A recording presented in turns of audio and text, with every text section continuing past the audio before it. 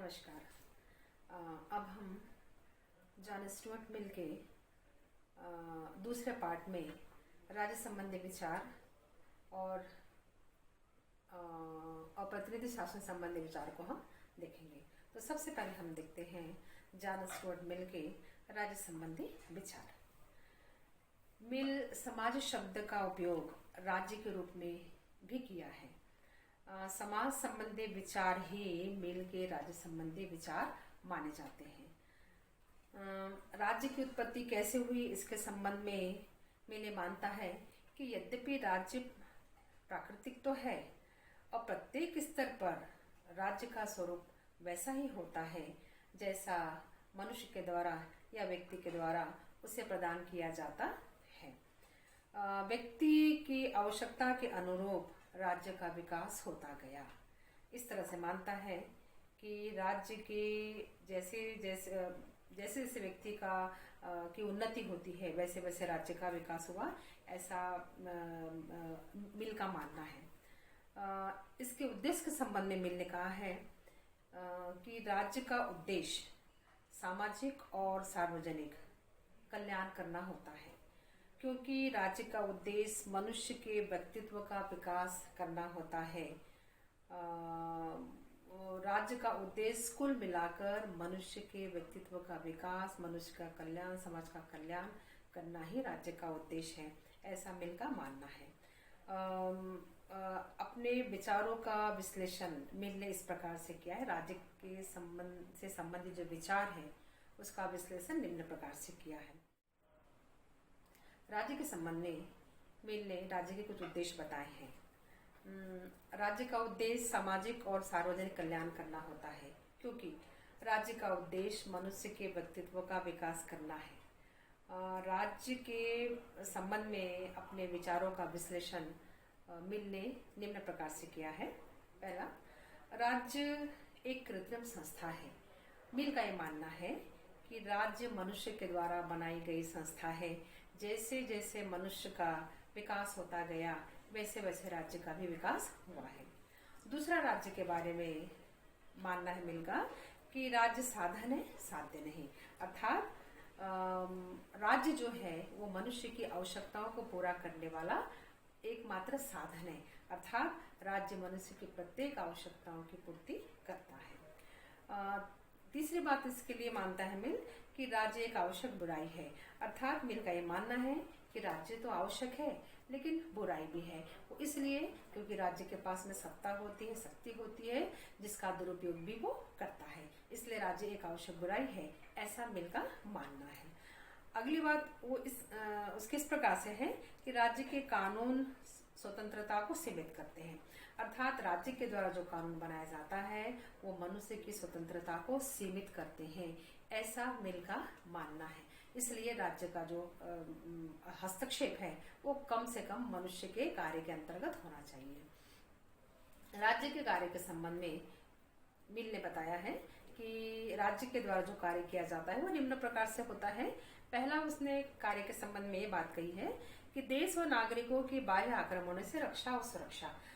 राज्य के द्वारा देश की रक्षा की जानी चाहिए, बाह्य आक्रमणों से सुरक्षा की जानी चाहिए। अर्थात नागरिकों की सुरक्षा का दायित्व तो पूरी तरह से राज्य पर है। दूसरा कार्य उन्होंने ये बताया है कि व्यक्ति की सुरक्षा, राज्य के द्वारा व्यक्ति की हर तरह से सुरक्षा की जाएगी। आंतरिक बाह्य सुरक्षा तो है, साथ ही साथ समाज के अंतर्गत आंतरिक सुरक्षा भी राज्य के द्वारा की जाएगी। तीसरा कार्य राज्य के संबंध में ये बताया गया है संपत्ति की रक्षा। राज्य के द्वारा मनुष्य की जो भी संपत्ति होती है, जो मनुष्य अर्जित करता है अपने व्यवस्था के लिए, तो उसकी सुरक्षा का दायित्व तो पूरी तरह से राज्य पर होगा। अगले कार्य के बारे में कहता है मिल, राज्य में रहने वाले सभी नागरिकों की हर तरह से सुरक्षा करने का दायित्व राज्य का ही होता है। तो कुल मिलाकर कार्य के संबंध में मिल का ये मानना है कि राज्य के द्वारा मुख्य रूप से देश की सुरक्षा और दूसरी राज्य में रहने वाले प्रत्येक मनुष्य की सुरक्षा का दायित्व तो पूरी तरह से राज्य का है। इस तरह से राज्य के संबंध में विचार मिल के निम्न प्रकार से है। अगला विचार है प्रतिनिध्यात्मक शासन संबंधी विचार। मिल के अनुसार सच्चा प्रजातंत्र वही होता है जहां पर प्रत्येक नागरिक को या अधिकांश नागरिक को कार्य करने का अवसर मिलता है या शासन के अंतर्गत ज्यादा से ज्यादा मनुष्य भाग ले सके। लेकिन वर्तमान समय में बड़े विशाल राज्य होते हैं, राष्ट्रीय राज्य होते हैं। ऐसी स्थिति में ये संभव नहीं है कि प्रत्येक मनुष्य का प्रत्यक्ष रूप से वहां पर सहयोग हो। इस तरह से मिल का ये मानना है कि अच्छी शासन जो प्रणाली है वो अप्रत्यक्ष शासन प्रणाली है। अप्रत्यक्ष शासन प्रणाली अर्थात प्रतिनिध्यात्मक शासन प्रणाली, इसमें सभी या बहुसंख्यक वर्ग जो होते हैं या बहुसंख्यक नागरिक समय समय पर अपने नियंत्रण शक्ति का प्रयोग करते हैं, अर्थात संविधान में जो शक्ति निवास करती है उसका प्रयोग अपने प्रतिनिधियों के माध्यम से करते हैं। ये हम ये मान सकते हैं कि समाज में अधिकांश या लगभग सभी अपने अपने प्रतिनिधियों को चुनते हैं और अपने प्रतिनिधियों के माध्यम से उनको जो शक्ति संविधान में प्राप्त होती है उसका ही वो प्रयोग किया करते हैं। तो इस तरह से मिल प्रतिनिध्यात्मक शासन प्रणाली का समर्थन करता है। और जो प्रतिनिध्यात्मक शासन प्रणाली होती है उसकी अनेक विशेषता उसके द्वारा बताई गई है। पहली विशेषता है बहुमत का सहयोग, अर्थात ये माना जाता है कि समस्त या अधिकांश जनता का शासन के कार्य में सहयोग होता है। अर्थात जो प्रतिनिध्यात्मक शासन प्रणाली होती है उसमें बहुमत होता है, अधिक से अधिक जनता का सहयोग उसमें प्राप्त होता है। या हम ये मान सकते हैं कि अधिकांश जनता का शासन के कार्य में सहयोग मिलता है। दूसरी बात उन्होंने कहा है कि प्रतिनिधि जो प्रतिनिधि होता है वो केवल जनता का ही प्रतिनिधि नहीं होता बल्कि अपने विचारों का भी प्रतिनिधि सभा में अपने विचारों को रख सकता है। अर्थात जनता के विचारों को प्रतिनिधि सभा में तो रखता ही है, साथ ही साथ जो प्रतिनिधि होता है, जो जनता के द्वारा चुना हुआ होता है, वो भी अपने विचारों को प्रतिनिधि सभा में रख सकता है। तीसरी बात ये कही गई है अल्पसंख्यकों के हितों की रक्षा। प्रतिनिधि सभा है उसमें बहुमत के द्वारा अल्पमतों पर अत्याचार न हो, इसके लिए अल्पमतों को भी प्रतिनिधित्व मिलना चाहिए। जो अल्पसंख्यक है अर्थात समाज में जो अल्पसंख्यक वर्ग है, अल्पसंख्यक वर्ग को भी प्रतिनिधित्व मिलना चाहिए, अर्थात उनको भी कुछ सीटें मिलना चाहिए जिससे वो चुनाव लड़ सके और अपने विचारों को सदन में रख सके। अगला है महिला मताधिकार। मिल ने महिला मताधिकार का जोरदार समर्थन किया है। उसका मानना है कि स्त्री और पुरुष में समानता होनी चाहिए और इसके लिए स्त्री को मताधिकार या मत देने का अधिकार आवश्यक रूप से मिलना चाहिए। मिल नहीं चाहता कि कोई भी महिला गुलामी का जीवन व्यतीत करे। महिला की शिक्षा और शासकीय नौकरियों के संबंध में बहुत अधिक स्थान देने का समर्थन मिल के द्वारा किया जाता है। अर्थात महिलाओं को शिक्षित होना चाहिए और सरकारी नौकरी में उनको पूरा स्थान मिलना चाहिए। अगला है बहुल या गुणात्मक मतदान। मिल प्रजातंत्र को भीड़ तंत्र या अयोग्य तंत्र नहीं बनने देना चाहता है। उसका ये मानना है, उसका विचार है कि प्रतिनिधि सभा में जो भी सदस्य चुनकर आते हैं वो बुद्धिमान हो, सुशिक्षित हो, उनका दृष्टिकोण बहुत व्यापक हो। ऐसे लोगों को चुनकर आना चाहिए या ऐसे लोगों को भी मतदान का अधिकार होना चाहिए। इसके लिए उन्होंने दो चीजें बताई हैं। वो ये कहता है कि एक तो वयस्क मताधिकार होना चाहिए, दूसरा बहुल मतदान होना चाहिए। बहुल मतदान से मतलब ये है कि जो समाज में शिक्षित वर्ग के लोग हैं, अर्थात जो अच्छे विचार रखने वाले होते हैं या बुद्धिमान लोग हैं या मतलब योग्य लोग हैं, उनको एक से अधिक मतदान का अधिकार होना चाहिए। बहुल मतदान के बारे में मिल का ये मानना है कि समाज में जो बुद्धिमान लोग हैं या योग्य लोग हैं उनको एक से अधिक बार मतदान का अधिकार होना चाहिए। ज़्यादा से ज़्यादा 5 बार उन्हें अधिकार दिया जाना चाहिए। इससे इसमें जो अज्ञानी लोग हैं या अशिक्षित लोग हैं उनकी तुलना में बुद्धिमान लोगों का जो मत है उसका मूल्य बढ़ जाएगा। कहने का तात्पर्य है कि बहुल मतदान में जो योग्य लोग हैं, जो अच्छे लोग हैं अर्थात जो बुद्धिमान लोग हैं, उनको एक से अधिक बार मतदान का अधिकार देना चाहिए, ऐसा मिल का मानना है। अगला है खुला मतदान।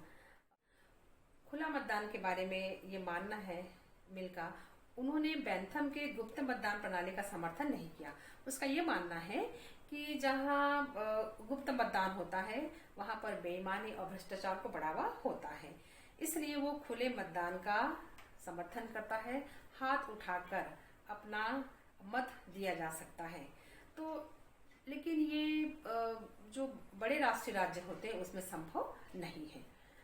अगला उन्होंने बताया है मतदाताओं की शिक्षा संबंधी योग्यता, अर्थात मिल का ये मानना है कि जो मतदाता है उनको शिक्षित होना चाहिए। उनके लिए मतलब ऐसे लोगों को मतदान का अधिकार होना चाहिए जो पढ़े लिखे हो, जिन्हें लिखना पढ़ना आता हो, जो शिक्षित हो, ऐसे लोगों को मतदान का अधिकार होना चाहिए। जो अशिक्षित लोग हैं, अज्ञानी लोग हैं, ऐसे लोगों को मतदान का अधिकार नहीं होना चाहिए। ये मानता है मिल मतदाताओं की शिक्षा के संबंध में वो ज्यादा बल देता है, अर्थात मतदान के लिए शिक्षित व्यक्ति को ही आगे आना चाहिए, ऐसा मिल का मानना है। अगला उन्होंने बताया है द्वितीय सदन का समर्थन। इंग्लैंड में द्वितीय सदन जो है उसका समर्थन उसके द्वारा किया जाता है, अर्थात दूसरे सदन में कुछ अच्छे विचारों को, कुछ अच्छे लोग जो उसमें होते हैं, जो अच्छे प्रतिनिधि होते हैं, वो प्रतिनिधि सभा में अगर कोई भी गलत निर्णय हो सकता है तो उसको रोकने का कार्य द्वितीय सदन के द्वारा किया जाता है, इसलिए द्वितीय सदन का समर्थक मिल के द्वारा किया गया है। अगला उनका विचार है सशक्त विरोधी दल। मिल सशक्त विरोधी दल का समर्थन करता है। उसका ये मानना है कि सदन में जो सत्तारूढ़ दल होता है वो अपनी शक्ति का दुरुपयोग ना करे, इसलिए सदन में सशक्त विरोधी दल का होना भी आवश्यक है। अगला है प्रतिनिधि शासन को सफल बनाने के लिए स्थानीय स्वशासन का भी विस्तार होना चाहिए, अर्थात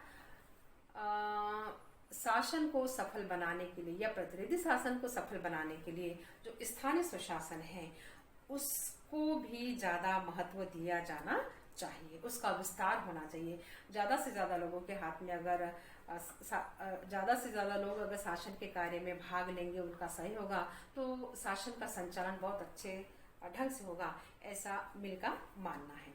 अगला उन्होंने बताया है कि प्रशासन चलाने के लिए स्थायी सरकारी अधिकारी जिसकी नियुक्ति खुली प्रतियोगिता के आधार पर होना चाहिए। शासन चलाने के लिए स्थायी अधिकारियों की नियुक्ति होना चाहिए और वो खुली प्रतियोगिता के आधार पर होना चाहिए, ताकि जो प्रशासन का कार्य है या प्रशासन का संचालन है बहुत अच्छे तरीके से हो, ऐसा मानना मिल का है। और इस तरह से उन्होंने अपने सिद्धांत के अंतर्गत या प्रतिनिध्यात्मक शासन के अंतर्गत ये सारी बातें उन्होंने स्पष्ट की है। तो ये इसके अलावा जो विचार इन्होंने दिए हैं उस विचार के अंतर्गत आलोचकों ने उसकी आलोचना की है और आलोचना में बहुत सारी बातें सामने आती है, जिसमें पहली आलोचना इस प्रकार है, मताधिकार पर शैक्षणिक प्रतिबंध लगाना उचित नहीं है।